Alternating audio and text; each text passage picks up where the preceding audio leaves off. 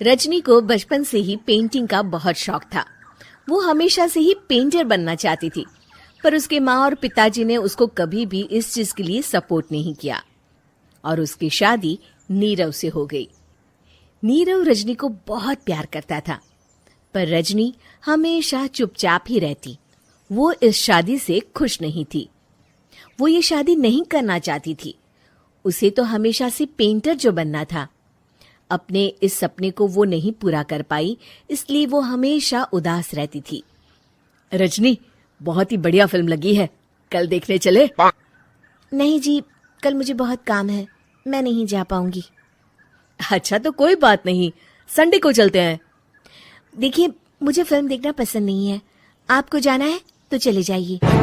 नीरव को मना करके रजनी वहां से चली जाती है और अपने बैग को खोलकर उसमें बंद पड़े ब्रश और कलर्स को देखकर रोने लगती है। रजनी, चलो ना कहीं बाहर खाने चलते हैं, कुछ तुम्हारी पसंद का। जी, मुझे नहीं जाना, मेरी तबीयत ठीक नहीं है। रजनी वहां से चली जाती है। नीरव को समझ नहीं आता कि रजनी उससे इतना दूर क्यों रहती है। वो जब भी उसके साथ वक्त बिताना चाहता है, रजनी कोई ना कोई बहाना बना देती है। एक दिन घर पर कोई नहीं था। रजनी घर का सारा काम जल्दी से खत्म कर लेती है। घर पर अकेले होने के कारण वो सोचती है कि वो आज पेंटिंग करेगी। वो अपने कमरे में जाकर पेंट ब्रशेस और कलर्स निकालकर जैसे ही कलर मिक्स कर रही होती है कि दरवाजे पर बेल बज जाती है। अब कौन आ गया इस वक्त? इतनी मुश्किल से तो मुझे पेंट करने का मौका मिला है। रजनी दरवाजा खोलती है तो उसकी सास अपनी सहेलियों के साथ खड़ी होती है और सब घर के अंदर आ जाते हैं।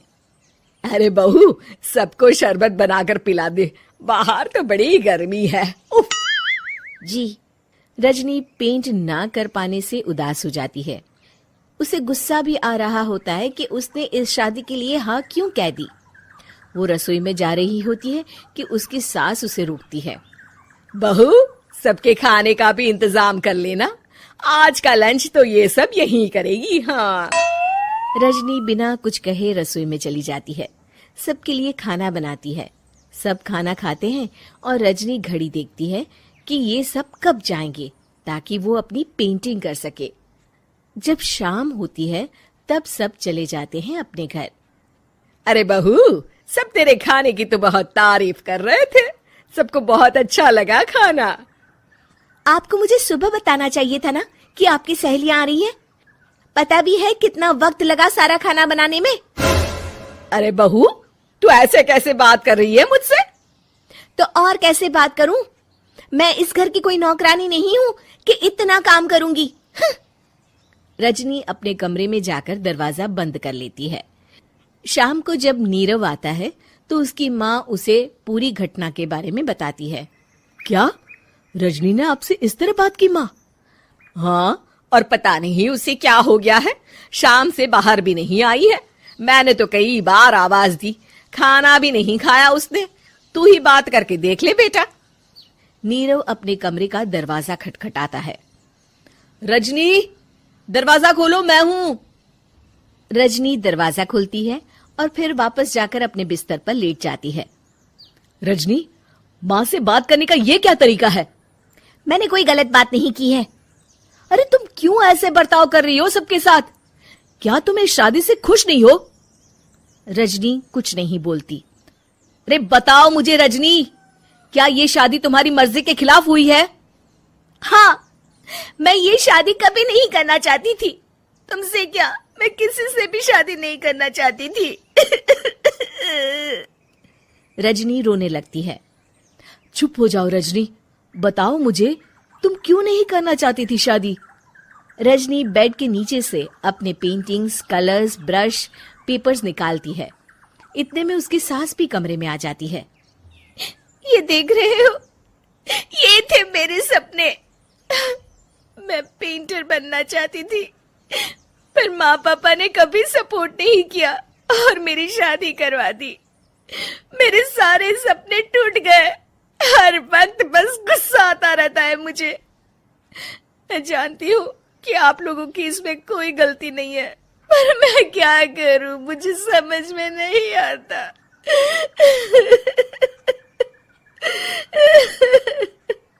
रजनी फूट फूट कर रोने लगती है। मुझे माफ कर दीजिए, आप दोनों के साथ मैं बहुत बुरा बर्ताव कर रही हूँ। अरे रजनी बेटा, चुप हो जाओ तुम। नीरव पानी लेकर आता है। ये लो पानी पियो और शांत हो जाओ। रजनी पानी पीती है और उसकी सास पेंटिंग्स देख रही होती है। अरे नीरव, हमें तो पता ही नहीं था कि हमारी बहू कलाकार है। अरे कितनी अच्छी पेंटिंग्स बनाई है, देखो तो। ये वाली तो मैं अपने कमरे में ले जाऊंगी। आपको ये पेंटिंग्स अच्छी लगी? अच्छी नहीं, बहुत अच्छी लगी। और तुमने हमें बताया क्यों नहीं? तुम जब चाहे पेंटिंग कर सकती हो रजनी। हम तुम्हारे सपनों को पूरा करने में तुम्हारा पूरा साथ देंगे।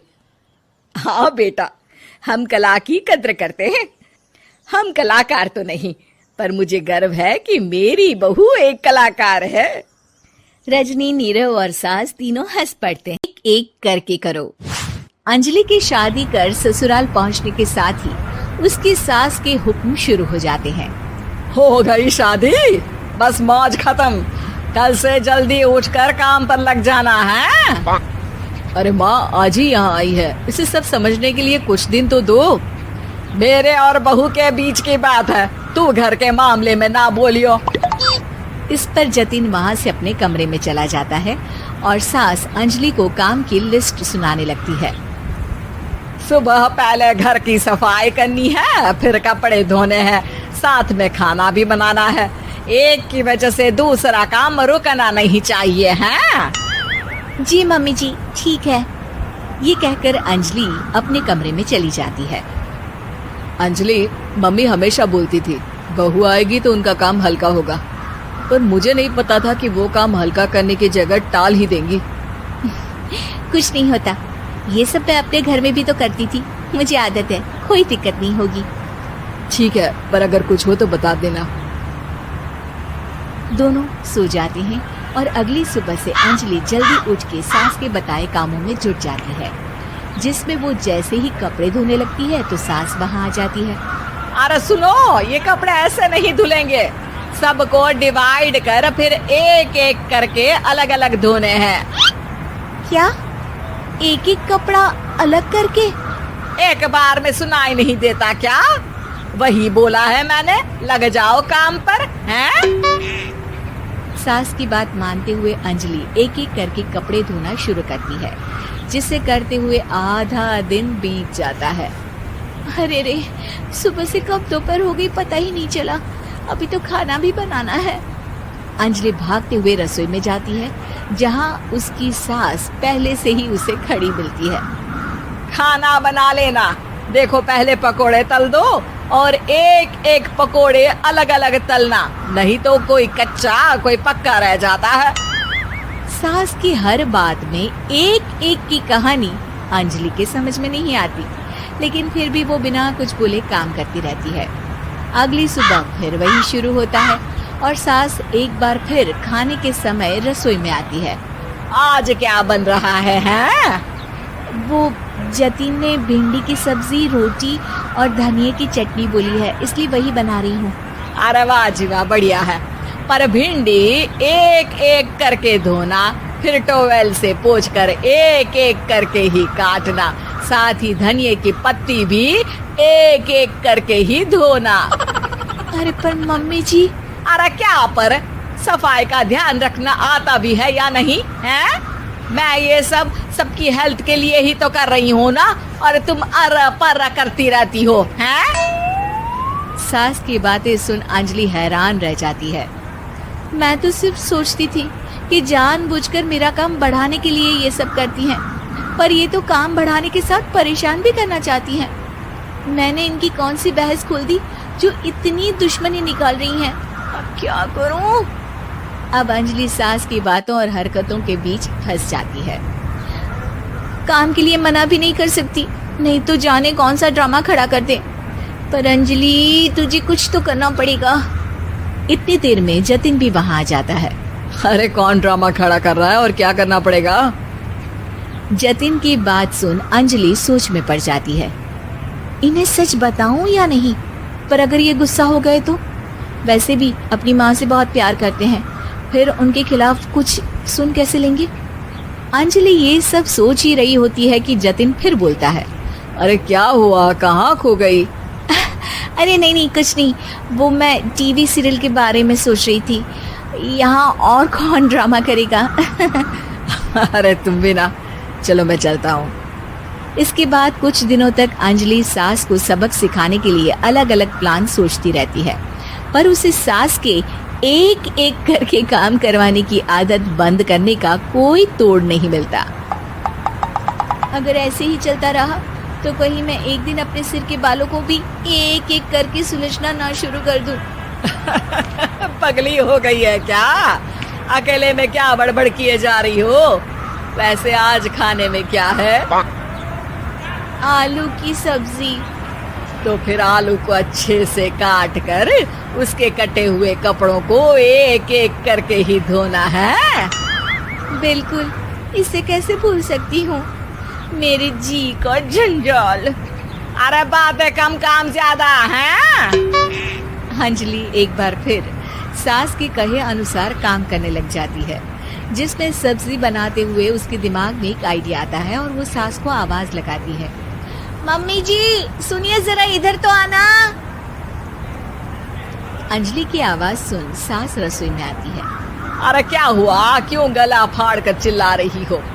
कुछ नहीं, वो सुबह कपड़े धोने की जल्दी में नहाई नहीं थी और अब शाम की पूजा भी करनी है, तो आप जरा सब्जी देख लीजिए ना, तब तक मैं नहा कर आती हूँ। अंजलि सास को रसोई में छोड़कर नहाने चली जाती है। इसी तरह देखते देखते 4 घंटे बीत जाते हैं, लेकिन अंजलि बाथरूम से बाहर ही नहीं निकलती, जिसे देख सास उसे आवाज लगाती है, अरे बाथरूम में ही समाधि लगा ली क्या? यहाँ सब्जी बनकर ठंडी भी हो गई और अभी तक तेरा नहाना खत्म नहीं हुआ। मम्मी जी जैसे आप कहती हैं ना, मैं वैसे ही एक एक करके अपने बाल शैम्पू कर रही हूँ, तो अभी 3 घंटे और लगेंगे, तब तक काम और जतिन को खाना सर्व करना आप संभाल लेना। इस तरह अपने नहले पर बहू का दहला देख सास शॉक्ड रह जाती है, जिसके बाद से घर में एक एक करके करने का आलाप बंद हो जाता है।